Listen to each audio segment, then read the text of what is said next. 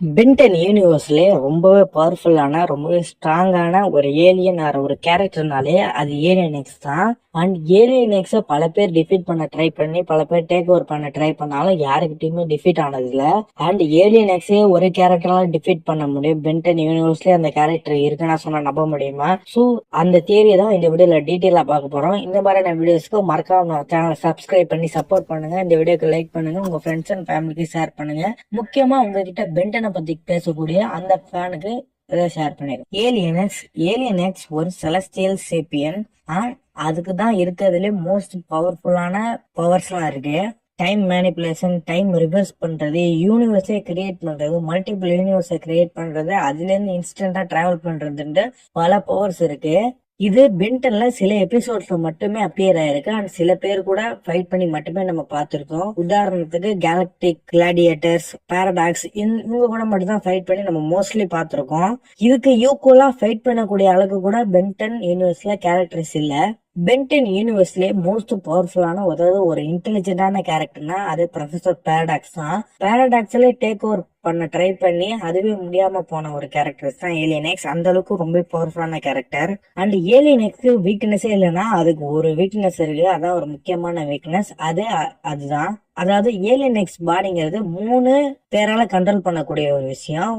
2 creators, அதாவது alien X உள்ள 2 creator character 2 இருக்கும். அந்த கேரக்டர் அண்ட் பென் இவங்க 3 பேரோட கான்சியஸ்னஸ் மிக்ஸ் பண்ணி தான் ஏலியன் எக்ஸ் செயல்படும். அதாவது ஏலியன் எக்ஸ் ஒரு விஷயத்த பண்ணணும், ஒரு புதுசான ஒரு யூனிவர்ஸை கிரியேட் பண்ணணும்னாலே அந்த கிரியேட்டர்ஸ், பென்டன் எல்லாருமே நம்ம பர்மிஷன் கொடுத்தா மட்டுமே ஒரு புது யூனிவர்ஸை கிரியேட் பண்ண முடியும். ஸோ இந்த அளவுக்கு பவர்ஃபுல்லா இருக்கிற ஏலியன் எக்ஸை அடிக்க போறது யாரு, ஆப்போசிட்ல இருக்கிறது யாரு, இதே முடிக்கிற அளவுக்கு பவர்ஃபுல்லான கேரக்டர் யாருன்னு கேட்டீங்கன்னா அதான் நல்ஜியன்ஸ்.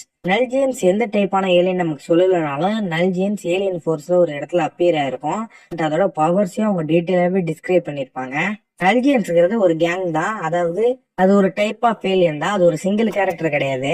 நல்ஜியனோட மெயின் பவர் என்னன்னா நல்ஜியன் டிஸ்ட்ராக்டர். அதாவது அது கையில ஒரு பாக்ஸ் மாதிரி இருக்கும், அதுதான் நல்ஜியன் டிஸ்ட்ராக்டர். அண்ட் இதுக்குள்ள பவர் என்னன்னா நான் இப்ப ஏலியன் எக்ஸ்க்கு என்னென்ன பவர்லாம் சொன்னனோ அது எல்லாமே பண்ணோம். அதாவது டைம் மேனிபுலேஷன், டைம் ரிவர்ஸ் பண்றது, புது யூனிவர்ஸை கிரியேட் பண்றது, புது யூனிவர்ஸை எக்ஸ்ப்ளோர் பண்றது, அதை கொண்டு எல்லாமே பண்ணோம்.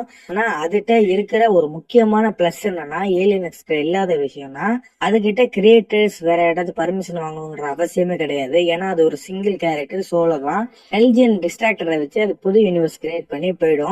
ஒவ்வொரு யூனிவர்ஸுக்கும் இன்ஸ்டன்டாவே அதால டிராவல் பண்ண முடியும். Compare to alien X, alien எக்ஸோட ரொம்பவே ஃபாஸ்டாவே அதால டிராவல் பண்ண முடியும். இந்த ஏலியன் எக்ஸ் ஒரு 5 டைமென்ஷனல் கேரக்டர் தான். அதால 5 டைமென்ஷனல் மட்டும்தான் ஒரு விஷயத்த பண்ண முடியும். அதுவே இன்டெலிஜென்ஸை பொறுத்த வரைக்கும் 26 டைமென்ஷனல் வரைக்கும் அதால எக்ஸ்ப்ளோர் பண்ண முடியும் அப்படின்னு சொல்லியிருக்காங்க. இது நம்ம மனுஷனும் யோசிக்கிறதோட ரொம்பவே அதிகமான விஷயம்.